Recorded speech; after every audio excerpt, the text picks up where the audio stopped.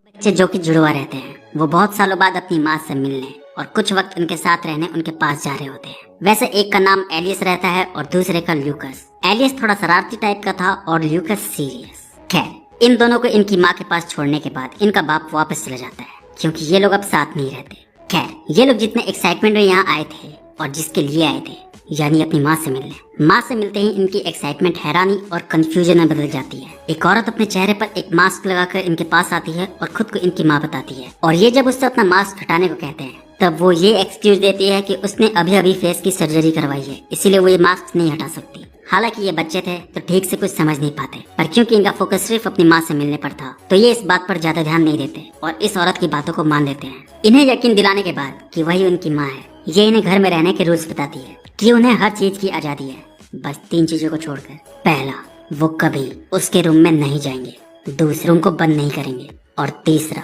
वो कभी बाहर के वेयर हाउस में नहीं जाएंगे। इनसे थोड़ी देर बात करने के बाद ये अपने रूम में चली जाती है और ये लोग खेलने के लिए बाहर। और बच्चों का नेचर तो हम सब जानते ही हैं, उन्हें जो करने को मना करो वो वही सबसे पहले करते हैं। खेलते खेलते इनकी नजर जैसे ही वेयर हाउस पर पड़ती है ये लोग उसके अंदर चले जाते हैं। अंदर आने पर यहाँ एलिस की नजर एक दीवार पर पड़ती है जिसे देखते ही ये घबरा जाता है क्योंकि उस दीवार पर एक निशान था और इसके साथ ही खून के कुछ धब्बे। ये सब देखकर एलिस तुरंत बाहर भागता है और इससे पहले ये कुछ समझ पाता तभी वो औरत भी यहाँ आ जाती है और रूप तोड़ने के लिए इस पर चिल्लाने लगती है और अनजाने में से धक्का दे देती है जिससे इसे चोट लग जाती है। इस औरत के ऐसे बर्ताव को देखकर एलिस को बहुत दुख होता है कि कोई माँ अपने बच्चों के साथ ऐसा कैसे कर सकती है। माँ तो अपने बच्चों से सिर्फ प्यार करती है, चाहे वो कितनी भी शरारत करे। एलियस को उदास देखकर ल्यूकस इसे शांत करने की कोशिश करता है और थोड़ी देर में वो औरत भी इससे आकर माफी मांगती है कि उसे उस पर इतना गुस्सा नहीं करना चाहिए था। इस औरत की बात सुनकर एलियस भी शांत हो जाता है क्योंकि वो अपनी माँ से बहुत प्यार करता था, पर अभी इसका मन पूरी तरह से शांत भी नहीं हुआ था कि तभी इस औरत की एक हरकत इसके मन में नए सवाल पैदा कर देती है कि वो उनकी माँ है भी कि नहीं।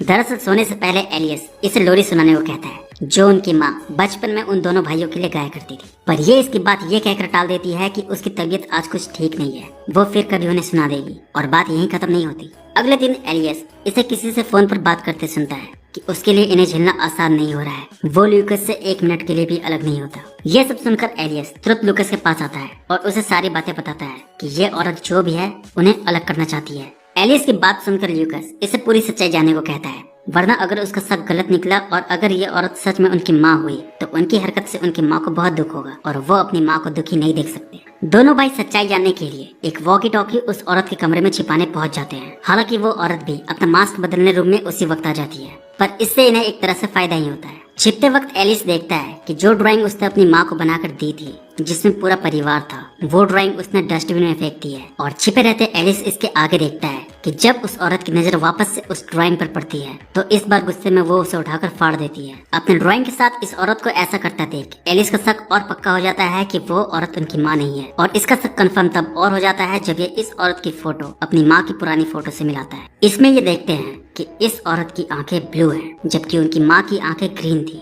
ये सब देखने के बाद एलिस तुरंत अपने डैड को कॉल कर देता है कि वो उन्हें जल्दी आकर वहाँ से ले जाए, ये औरत उनकी माँ नहीं है। पर ऐसा करके ये दोनों और फंस जाते हैं। इनका बाप इनसे बात करने के बाद इस औरत को कॉल कर देता है कि बच्चे ये क्या बोल रहे हैं, क्योंकि इसे लगता है कि इसने उन्हें उनकी कोई शरारत पर डांटा होगा, इस वजह से ये लोग इससे नाराज होकर ऐसा कुछ कह रहे हैं। तो इनके बाप से बात करने के बाद ये औरत इन पर भड़क जाती है और गुस्से में इनका मोबाइल तोड़ देती है और इन्हें धमकाती है कि दोबारा उसने कुछ ऐसा करके फिर से उसकी मुसीबतें बढ़ाई तो उनके लिए ये अच्छा नहीं होगा। इस औरत की इस हरकत से ये लोग डर जाते हैं और डर कर खुद को रूम में बंद कर लेते हैं। हालांकि इस औरत ने शुरू में ही इन्हें रूम लॉक करने से साफ मना कर दिया था, पर फिलहाल ये देखती है कि उसकी मोबाइल वाली हरकत से ये लोग डर गए हैं तो वो इन्हें फिलहाल छोड़ देती है। पर एलिस जब थोड़ी देर में सो जाता है तब ये एक सपना देखता है और सपने में देखता है कि वो औरत इंसान नहीं बल्कि कोई अलग ही चीज है, जिस वजह से उठने के बाद इसके अंदर उस औरत की सच्चाई जानने की बेताबी और बढ़ जाती है। तो ये चुपके से उसके रूम में जाता है और उसका चेहरा देखने की कोशिश करता है, पर तभी वो औरत भी जग जाती है और इस बार जब ये भाग कर रूम में आता है और दरवाजा लॉक करता है तब ये औरत गुस्से में इस बार दरवाजे को तोड़ देती है कि मैंने मना किया था ना दरवाजे को लॉक करने से।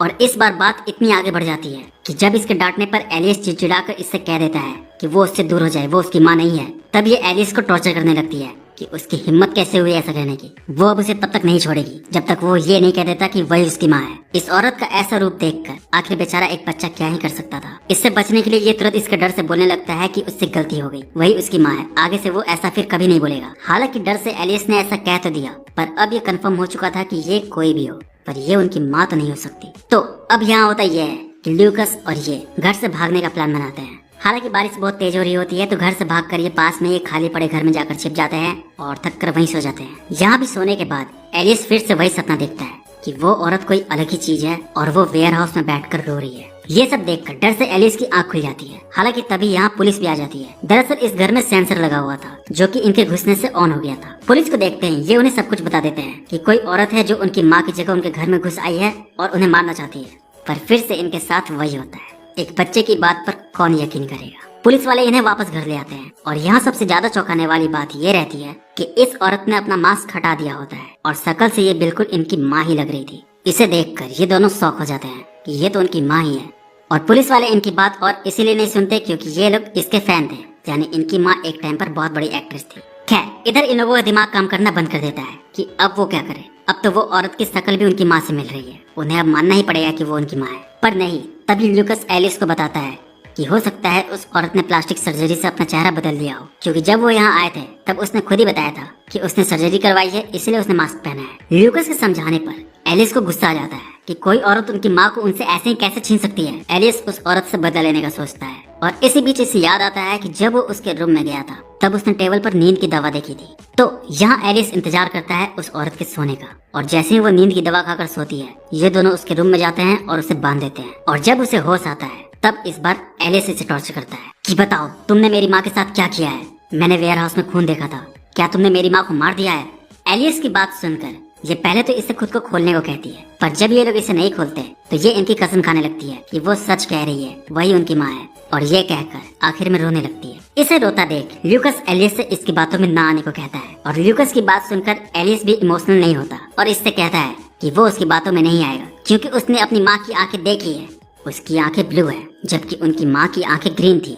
एलिस की बात सुनने के बाद ये इसका कारण ये बताती है कि पहले वो एक्टर थी तो शूटिंग के टाइम पर वो लेंसेज पहनती थी, इसी वजह से फोटो में उसकी आंखें ग्रीन दिख रही है। और अगर फिर भी उसे विश्वास नहीं है तो वो उसका पर्स चेक कर सकता है। यहाँ अपनी सारी बातों का जवाब इस औरत से मिलने के बाद ये उसकी बातों पर यकीन करने का सोचता है, पर तभी ल्यूकस इसे ऐसा करने से रोक देता है और इसे समझाता है कि ये झूठ बोल रही है और इससे पहले ये और झूठ बोलकर उसे अपनी बातों में फंसाए। ल्यूकस एलिस से कहकर इसका मुंह बंद करवा देता है और इसे इस घर से वापस अपने डैड के घर चलने को कहता है और इसे यकीन दिलाने के लिए कि वो औरत झूठ बोल रही थी। ल्यूकस उसका पर्स चेक करता है और इसे बताता है कि वहाँ कोई कॉन्टेक्ट लेंसेज नहीं है। ल्यूकस की बात सुनकर ये पूरी तरह से तैयार हो जाता है यहाँ से जाने के लिए और फिर दोनों बाहर आकर टैक्सी का इंतजार करने लगते हैं। पर इसी बीच एलिस कुछ सोचता है, उसका मन नहीं मानता बिना अपनी माँ के यहाँ से वापस जाने का, तो ये वापस घर की तरफ भागता है उस औरत से दोबारा पूछने कि प्लीज बता दो मेरी माँ कहाँ है।